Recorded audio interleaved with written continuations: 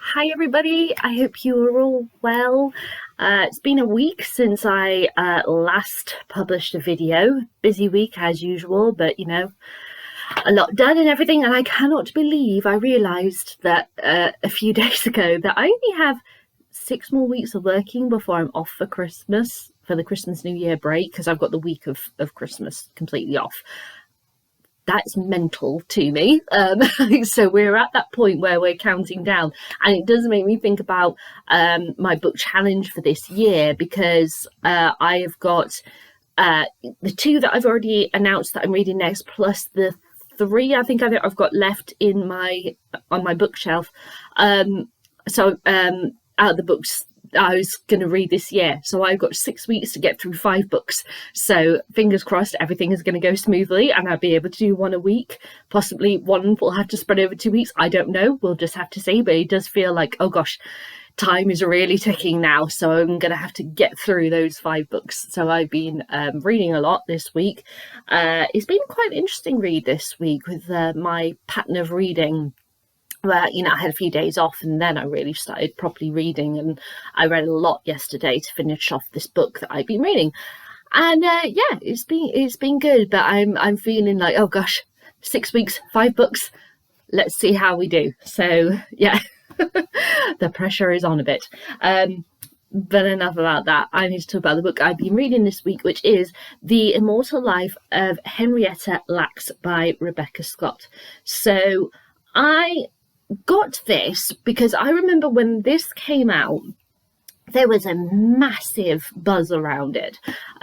Everyone was talking about it. It was one of Oprah Winfrey's favorite books of that year. I think it was 2013. Let me just confirm that. 2010, not 2013. I apologize. So yeah, there was a massive buzz around it. I saw various interviews with Rebecca about it and such, but then it kind of fell off my radar. And when I was, making a list of books to buy, because last year I had the challenge where I couldn't buy any books for a year, so I built up this Amazon wish list just of books to buy. Amazon recommended this, and Amazon have recommended a few books that I actually purchased to read this year, and all of them I really enjoyed. Well, no, okay, hang on. I will amend that. I did have some issues with Coffin Path, because remember that was one that I read earlier this year.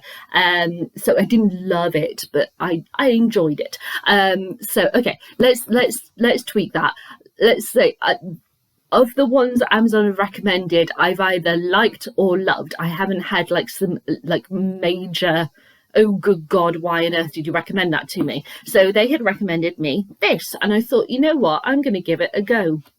Because as time has gone on, because it's been over a decade, I remembered the gist of, the story of Henrietta Lacks, but I couldn't remember specifics.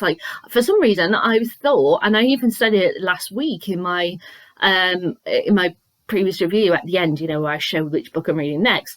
I said that I thought that she died of breast cancer, because I honestly thought that was the case. I was completely wrong.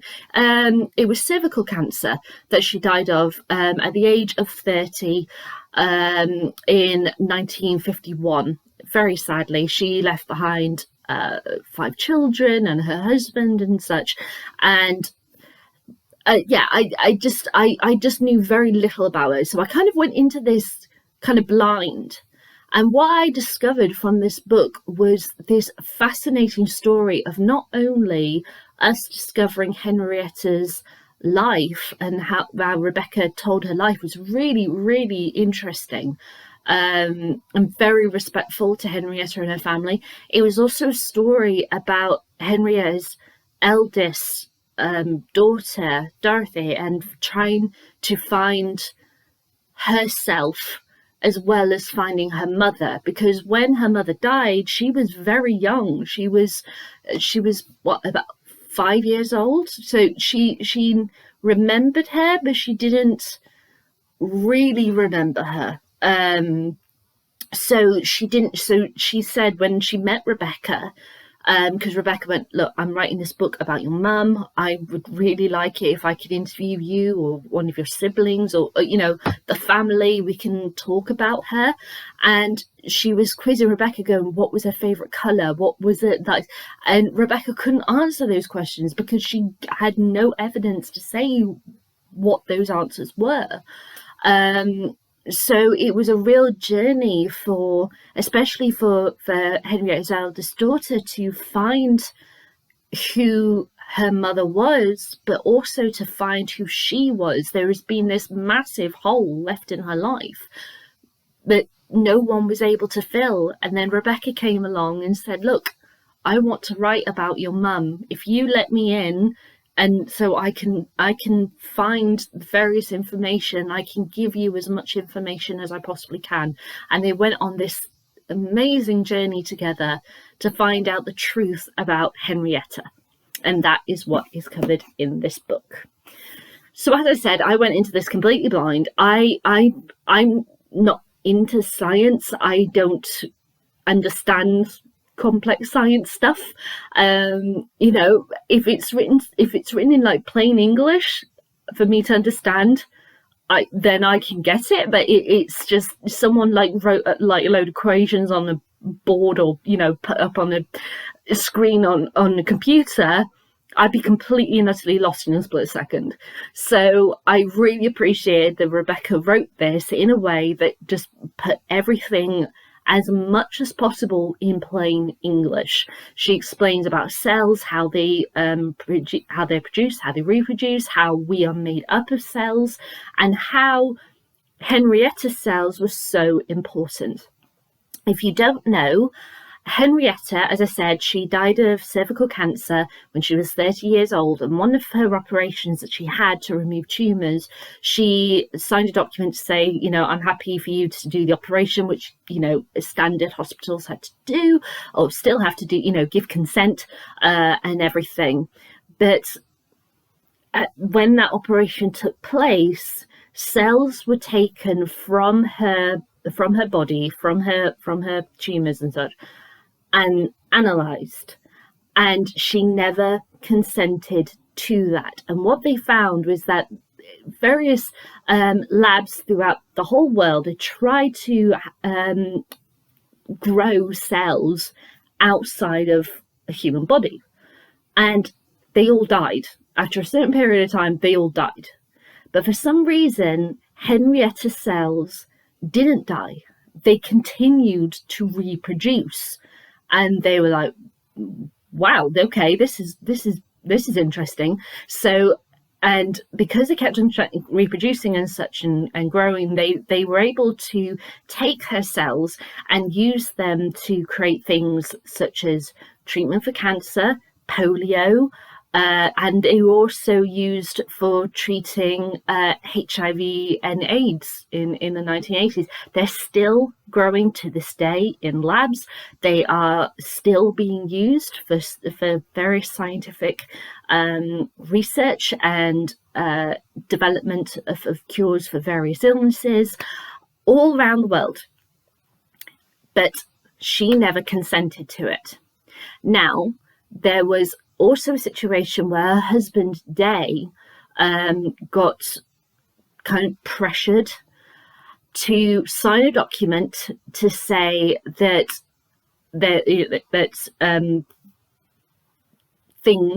organs and such could be looked at for medical scientific purposes post death.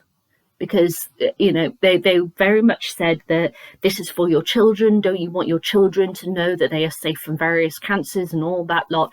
So feeling that, wanted to save his children, he signed this document. And that meant that cells from her body, again, and organs and tumours were taken from her after she had died. But those tests were never done on the children. So they just went around completely unaware that this had happened.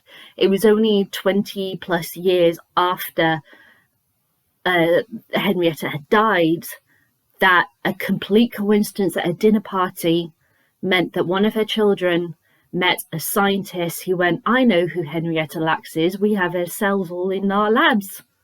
And that's how the family found out.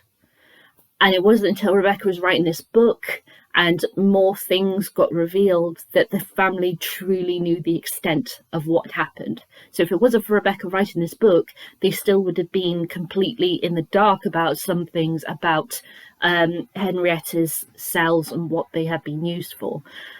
Now, that does beg the question, and Rebecca asked the question about who really owns our bodies, ourselves, us, after we die.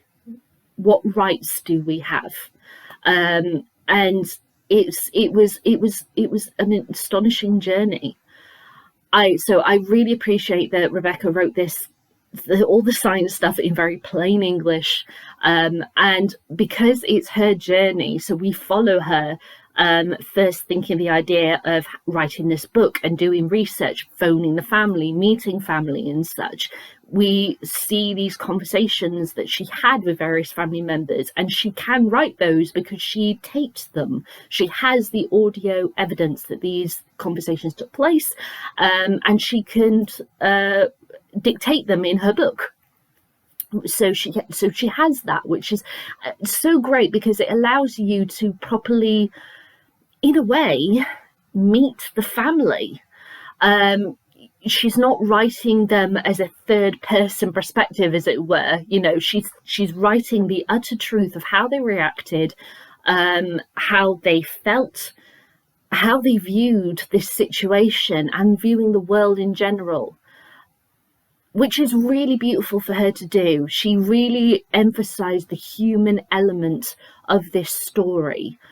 I also really loved that she included Elsie's story. Now, Elsie, I'm not going to delve, I don't want to give too much away with Elsie because it's so important. And I think it's very, very important that people learn her story as well in their own way by reading this book.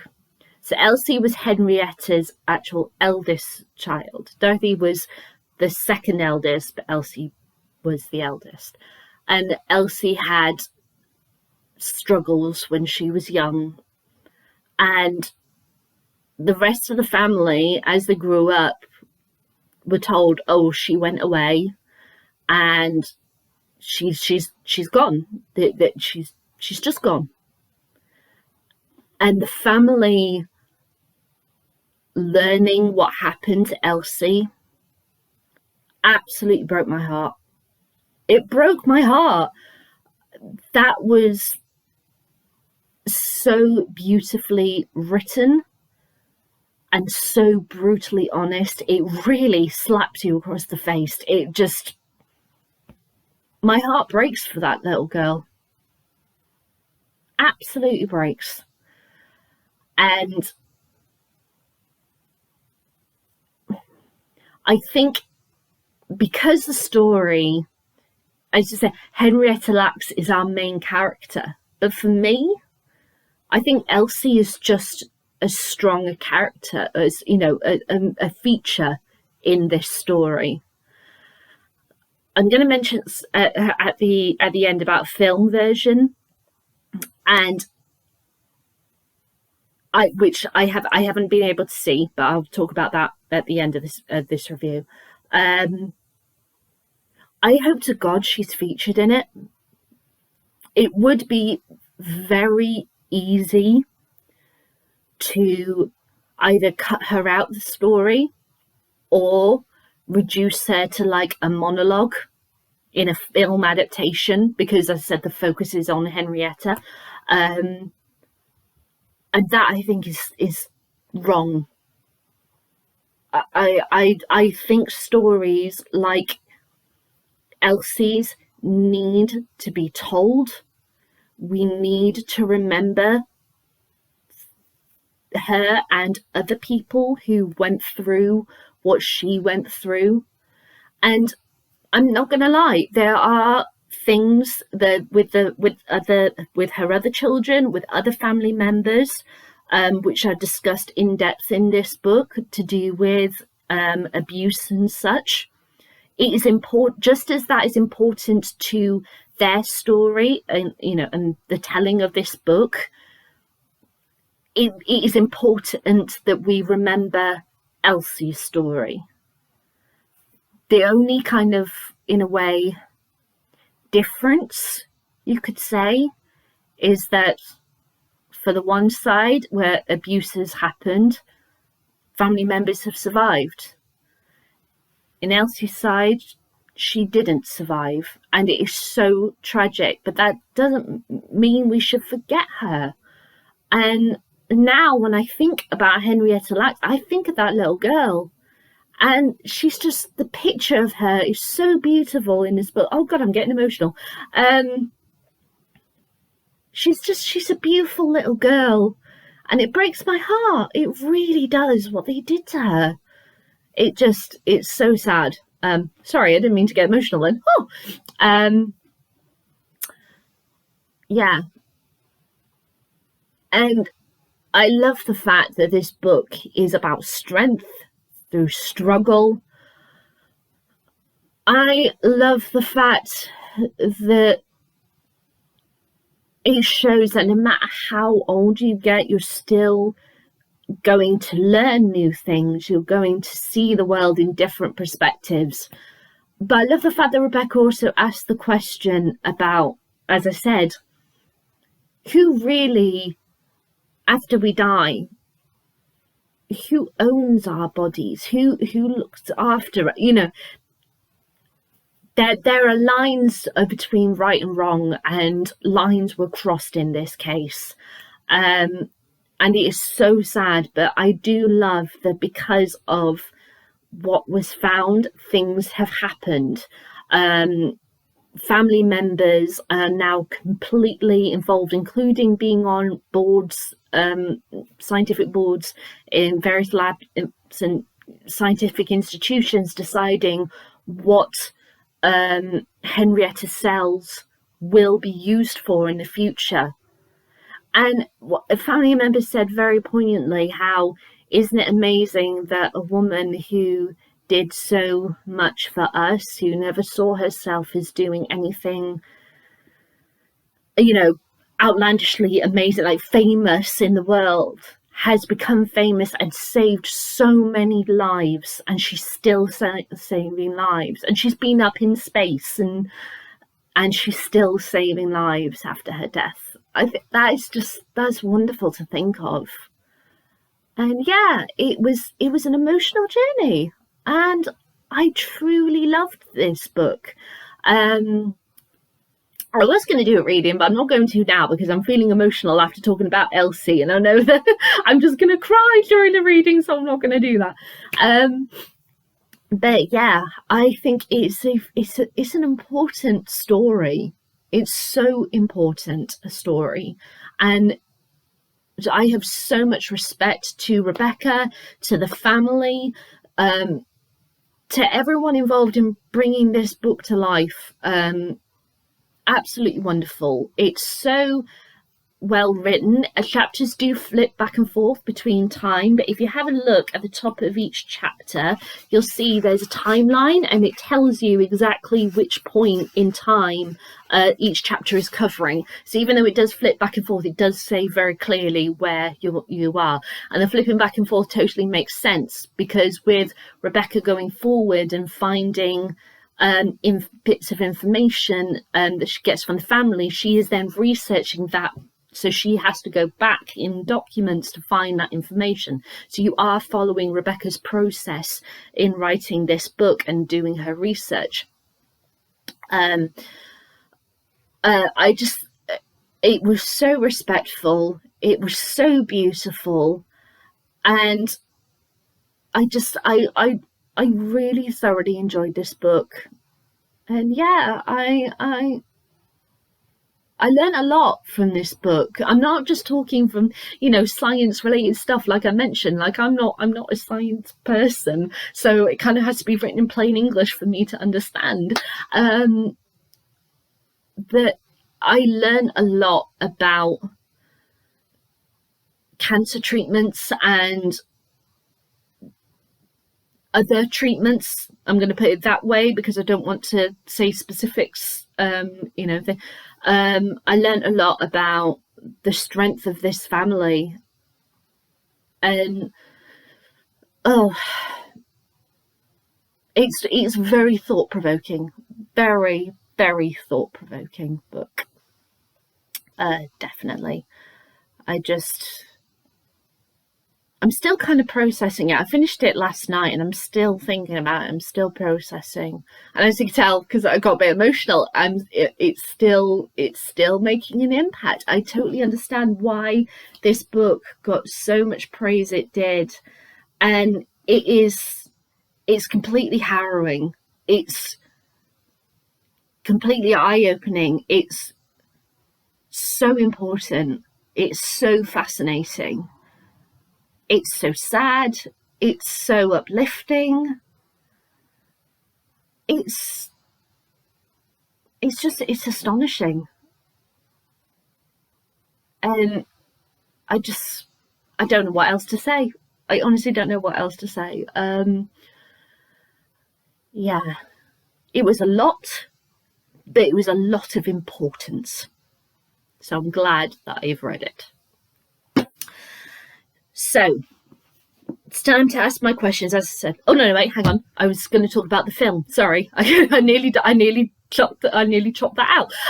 Just forgetting. Now there was a film that was made in 2014, or it was made 2013, released 2014, with Oprah Winfrey playing Henrietta's daughter, Dorothy, discovering what had happened with her mother's cells. The real life Dorothy wanted Oprah Winfrey to play her. There's audio that Rebecca recorded in multiple of their sessions talking about the Oprah Winfrey show that day and who she interviewed, and she said, "I'd love Oprah to play me."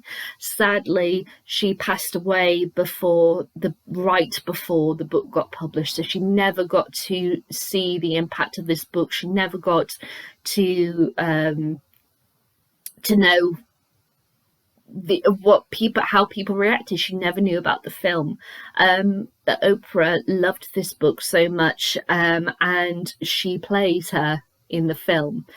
I haven't been able to watch the film. I only found out about the film literally like 2 days ago, so I haven't been able to watch it. I have watched the trailer and I've watched a few clips on YouTube. I will link them in the description, and I'm not kidding, if you type Henrietta Lacks into YouTube, there are loads of documentaries that people have made.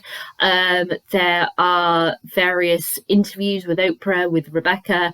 There's a TED talk with Henrietta's grandchildren. There's loads of stuff out there. So if you're interested at all in Henrietta Lacks' story, and you don't want to read this book, or you're not able to access this book, check out YouTube. There's loads and loads of programs about Henrietta, her life, her children and such there, and you can learn about the whole why her cells were so important. But yeah, from the trailer and the clips, it feels like it's caught the tone of the book very well.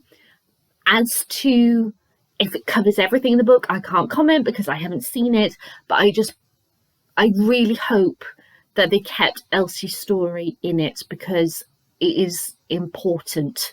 It is really important. To be honest, I'd be very shocked if Oprah was in this film and that was not in there.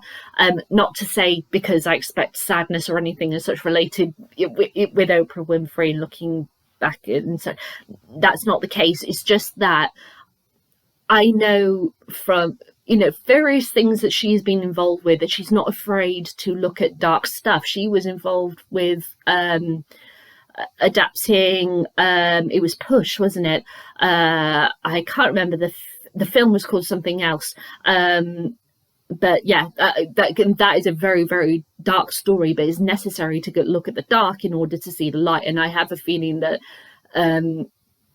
Oprah would be the same about this. It's kind of like, you know, how she was also involved with the film Selma, and that looked at some very, very dark stuff as well. So yeah, I think, me personally, what I think, having not seen the film, I would have thought that if Oprah saw the script and it didn't have Elsie's story in there, she'd be pissed. But that's just me personally saying that, knowing my look, someone who's going to write a comment and say, I've seen the film and Elsie's not featured. But, you know, but yeah, I really, really hope that Elsie's story is in the film, because it's important. But of what I've seen, the trailer, the clips, it looks like it has captured the book well, but I haven't had a chance to watch it, guys. Sorry. So, but I'll link the trailer, like I said, below. And if you want to research, just search Henrietta Lacks online or on YouTube, and you'll find loads of information about her. Okay, so time for my usual questions. So, would I read this again? Yeah, definitely. I just, now that I know everything, I think it's that thing that going back would be the best, you know, thing rereading. Oh my God, I've just realised something. Oh, how terrible. I called her daughter Dorothy, didn't I? And it's Deborah. Oh, I am so sorry. I am such an idiot. I've just realised that right at the end of this video, I've been saying the wrong name. So sorry there. But yeah, going back over, I think I would definitely see it again in a different light and question things again. But yeah, I definitely read this again. Would I recommend this to anyone? Yeah, definitely. Whether you're into science or not, this is a human story. This more than one human story, because of all of her family and everything, and everyone who was involved with it. It's just, yeah, brilliant. I really would recommend it. Would I read any more of Rebecca's books? Yeah, I don't know if she actually has published any more books, but if she were to, I think I'd check it out. But yeah, so those are my thoughts on The Immortal Life of Henrietta Lacks by Rebecca Skoot. Have you read this book? I'd love to know what you think. Leave me a comment in the comments box below, or give me a thumbs up, thumbs down, entirely up to you, I'll let you decide. And I'll be back to my thought with my next read, which is The Christmas Pig by J.K. Rowling. Finally getting around to it. So yeah, this is going to be a good one. I've actually had a little look at the audiobook on Audible. I haven't purchased it yet, but this audiobook is quite different. So Stephen Fry's not involved at all. Instead, what they've done is that they have an overall narrator. I cannot remember for the life of me who it is off the top of my head, but I will include that when I talk about that hopefully next week, next weekend. And then all the other characters are actually narrated by different actors, and it kind of sounds like, if you listen to the little preview that they have on Audible, it's sort of like in a way, a radio drama. So rather than just a standard audio book. So I'm very intrigued to listen to that and also read The Christmas Pig. So I'll be back with my thoughts on The Christmas Pig as soon as I'm done. All right, guys. Bye.